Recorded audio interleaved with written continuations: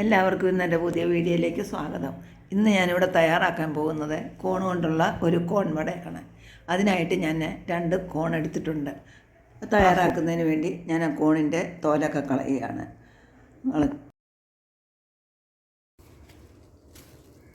2 സവാള തീരക്കാനം കുറച്ച് അരിഞ്ഞ് എടുത്തിട്ടുണ്ട്.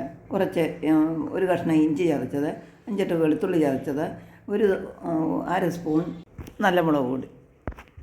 ഈ കോൺ 2 ഞാൻ പുഴുങ്ങി തയ്യാറാക്കിയിട്ടുണ്ടായിരുന്നു. ഇനി അത് ഞാൻ ഒരു പിച്ചാത്തി കൊണ്ട് അതെല്ലാം ചെത്തി റെഡിയാക്കുകയാണ്.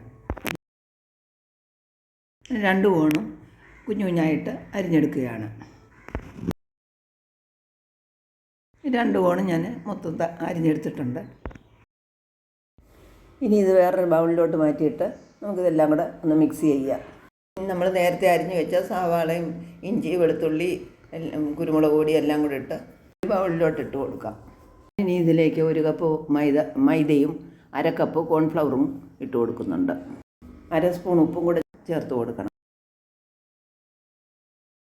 ഇച്ചിരി വെള്ളം കൂടെ ഒഴിച്ച് നല്ലതുപോലെ ഇളക്കി എടുക്കുകയാണ്.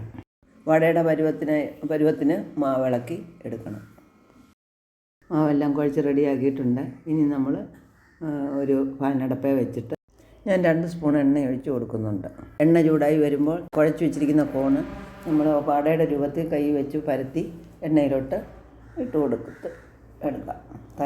അങ്ങനെ നമ്മുടെ കോൺ വട റെഡി ആയിട്ടുണ്ട്. എല്ലാവരും ഇതൊന്ന് ചെയ്ത് നോക്കിയിട്ട് നിങ്ങളുടെ എല്ലാ അഭിപ്രായം പറയണം. കുട്ടികൾ സ്കൂളിൽ നിന്നൊക്കെ വരുമ്പോൾ 4 മണിക്കൊക്കെ ചായയുടെ കൂടെ നല്ലതാണ്.